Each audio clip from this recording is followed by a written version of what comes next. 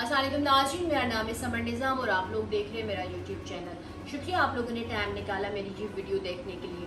नाज़रीन, जब से पाकिस्तान का बजट 2021-22 पेश किया गया है, तब से कौमी असम्बली से लेके तकरीबन सारी सूबाई असम्बलियों में बहुत मुनफरद अंदाज से एहतजाज रिकॉर्ड करवाए गए हैं अपोजिशन की जानिब से।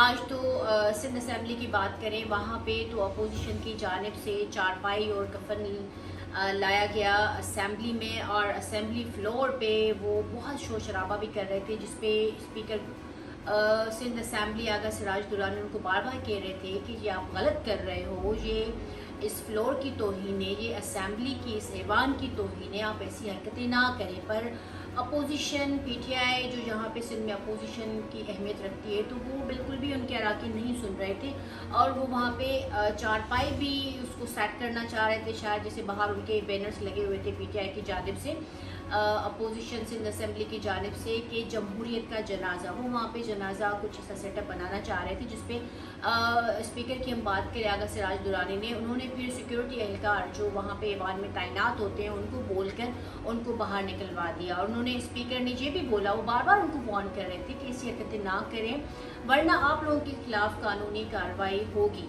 हम करेंगे। और आपको ये बताएं कि जो लोग ये हरकतें कर रहे थे, जैसे वो चारपाई लाए, वो अच्छे खासे लीडर है, वो कोई आम से लोग नहीं है, अच्छे खासे लीडर हैं, जो पता नहीं कितने हज़ारों लाखों की तादाद में इतने लोगों की वो नुमाइंदगी करते हैं, अपने एरिया के लोगों की नुमाइंदगी करते हैं, वो लोग ऐसी हरकतें कर रहे थे, तो समझ में नहीं आ रहा था। और दूसरी बात ये कि अब हम सिंध असम्बली की बात करें तो वहाँ पे प्रोटोकॉल्स होते हैं, ऐवान हमारे जितने भी हैं वहाँ पे एक स्पेसिफिक प्रोटोकॉल्स होते हैं, और सिक्योरिटी भी बहुत ज़्यादा होती है। अब वहाँ पे वॉक थ्रू गेट्स भी होते हैं जहाँ पे प्रॉपर चेकिंग होती है।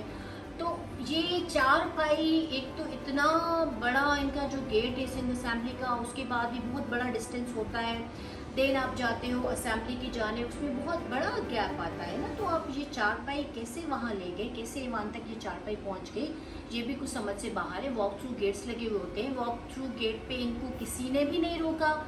ये क्या क्या ड्रामा किया गया, या इंतज़ार कर रहे थे ऐवान में ये चीज़ लाई जाए तो ये मीडिया पे दिखाया जाए, इंटरनेशनली और डोमेस्टिकली हमारे पाकिस्तान की ऐसी तशरीह जाए कि लोग कहें कि इनके लोग ऐसे ही हैं, वैसे ही पाकिस्तान के लिए इतने जो हमारे पड़ोस मुल्क के लोग हैं वो हमारे पीछे वैसे हाथ धो के पड़ गए, उनको बहाने चाहिए, और हमारे अपने लीडर ऐसी हरकतें कर रहे हैं, तो इस समझ से बाहर है। और सिक्योरिटी के हवाले से अब ये सिंध असम्बली पे भी सवालिया निशान है कि ये चारपाई वहाँ पहुँची कैसे। पर अपोजिशन, ठीक है, एहतजाज होना चाहिए, उनका हक की, और अपोजिशन ये भी कह रहे थे कि हलीम आदिल शेख जो यहाँ पे सिंध असम्बली में अपोजिशन लीडर है, उनको बोलने नहीं दिया गया।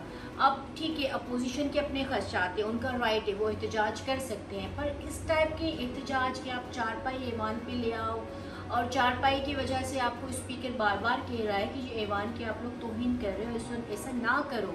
और उस पर आपको बताते चले कि मुकेश कुमार चावला, उनकी हम बात करें, वजीर सिंध में, वो उन्होंने फिर स्पीच की, वो भी कह रहे थे कि जनाजा तो आप लोगों ने, पीटीआई वालों ने निकाला है, हर घर से तकरीबन एक ना दूसरे दिन जनाजे निकलते हैं, आप लोगों ने इतनी महंगाई कर दी, आप लोगों ने चीनी से लेके गंदम तक का जनाजा निकाल दिया है, उस पर बात क्यों नहीं करते आप लोग, उस पर आओ, उस पर बैठो, हम उस पर बात करें।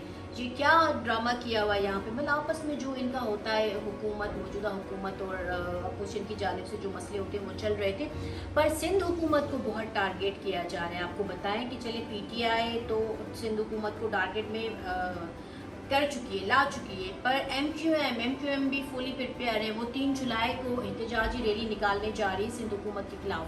जबकि माजी में एमक्यूएम की बात करें तो एमक्यूएम तो खैर हमेशा उनके साथ होती है जो हुकूमत में मौजूद होते हैं ना, वो कराची वालों के साथ नहीं होती है, कराची वालों को अल्लाह ताला अकल दे, पर जिसकी भी हुकूमत होती है वफाक में एमक्यूएम हमेशा उनके साथ होती है, पीपल्स पार्टी के साथ भी रह चुकी है। तो आपको ये बताया कि उन्होंने 3 जुलाई को एहतजाजी रैली निकालने का ऐलान कर दिया, और आपको ये बताया बहादुराबाद में इजलास हो चुका है और कंफर्म है ये 3 जुलाई को निकालेंगे। पर आज इनके मोहम्मद हुसैन की हम बात करें तो वो एक बहुत ही अजीब बात कर रहे थे, समझ से बाहर थी।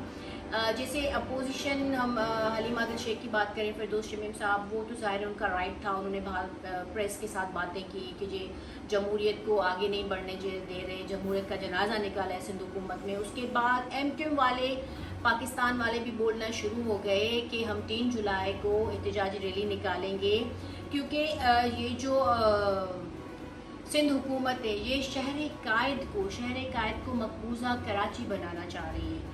और यहाँ पे जो भी लोग हैं वो सक्खर, ठट्ठा, हैदराबाद वहाँ से बुलाए जाते हैं, उनको यहाँ पे सेट किया जा रहा है। अब ये बात हज़म से बाहर है कि सक्खर, ठट्ठा, लाड़काना, हैदराबाद ये सारे सिंध के शहर हैं। यहाँ के नौजवान अगर अपने बड़े शहर में आते हैं, यहाँ पे सेट होना चाहते हैं, तो इसमें कौन सी बुराई है? जबकि कराची पाकिस्तान का वो वाहिद शहर है जिसने पूरे पाकिस्तान के गरीब लोगों को अपनी गोद में बिठाया हुआ है। सिर्फ यहाँ पे अगर सिंध के लोग आ जाते हैं तो आपको मसला है, यहाँ पे सिंध के लोग तो नहीं है। यहाँ पे आप केपीके के लोग देखें, इतने भरे पड़े पूरे कराची में। आप देखें केपीके के कितने लोग हैं जो यहाँ अपने रिस्क कमाने के लिए यहाँ बैठे हुए हैं। उनका हक है, उस पर कभी सिंध ने एतराज़ नहीं किया। पूरे पाकिस्तान से लोग आते हैं कराची में कमाने के लिए।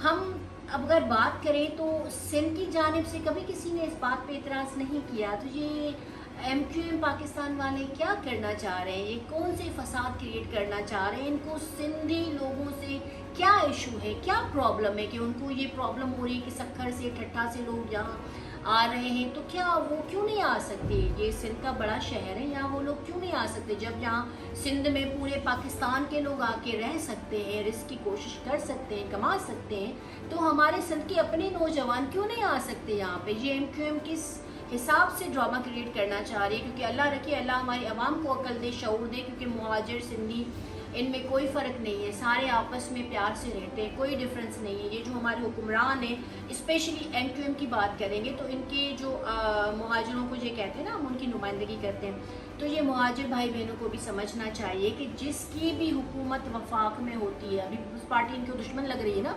पीपल्स पार्टी की भी हुकूमत थी तो ये उनके साथ थी, उनके साथ यूँ बिल्कुल उनका गठजोड़ बन चुका था। अभी इनको इतराज़ हो रहा है। और इन्होंने एक बहुत मज़े की बात की कि mayor, deputy mayor, chairman, vice chancellor को बाहर से लाकर लगाया जा रहा है। अब ठीक है, बाहर से लाके लगाया जा रहा है, चले वो देखा जाएगा, जो होगा सो होगा, जो डिज़र्विंग होगा उसको ही ज़ाहिर है कोई डेजिग्नेशन मिलती है। आप लोगों को भी बहुत ज़्यादा डेजिग्नेशन मिल चुकी है, तो ज़ाहिर है वो डिज़र्विंग होंगे। पर ये बात ना करें, मेहरबानी करके MQM वाले ये बात ना करें कि सक्खर, लाड़काना, ठट्ठा से लोग यहाँ आ रहे हैं या उनको बुलाया जा रहा है। तो मेहरबानी करके सिंध के अवाम है, ये शहर भी सिंध का है, सिंध का बड़ा शहर है, यहाँ पे सिंध के लोग आ सकते हैं। जब पाकिस्तान के दूसरे शहरों से लोग यहाँ कराची में रह सकते हैं तो सिंध की अवाम क्यों नहीं रह सकती? अपने जो भी आपके खदशात हैं वो उस हिसाब से रखिए, अवाम को आपस में न लड़ाएं, अवाम को आपस में लड़ाना आप लोग बंद कर दें। आप लोगों की जो भी सियासी अपनी खुन्नस है वो आपस में निकाल दें। पर खैर ये इन्फॉर्मेशन थी जो मुझे देना ज़रूरी थी। एक तो अपोजिशन की जानिब से और सिंध असम्बली आपस में बिल्कुल उनकी अनबनते वो बिल्कुल सेट नहीं हो रहे, आपस में किसी एक पेज पे नहीं आ रहे। ऊपर से ये MQM भी एहतजाज कर रही है। सिंध हुकूमत को बहुत टफ टाइम देने का इरादा है, इन दोनों पार्टीज़ ने किया हुआ है, PTI और MQM। अब देखना है कि सिंध हुकूमत इनको कैसे फेस करती है, कैसे डील करती है, ये वक्त ही बताएगा। ये इन्फॉर्मेशन थी जो मुझे देना थी। नाज़रीन जहाँ रहे खुश रहे, मुस्कुराते रहें। अगर दिल करे तो मेरी वीडियो को लाइक और चैनल को सब्सक्राइब करिएगा।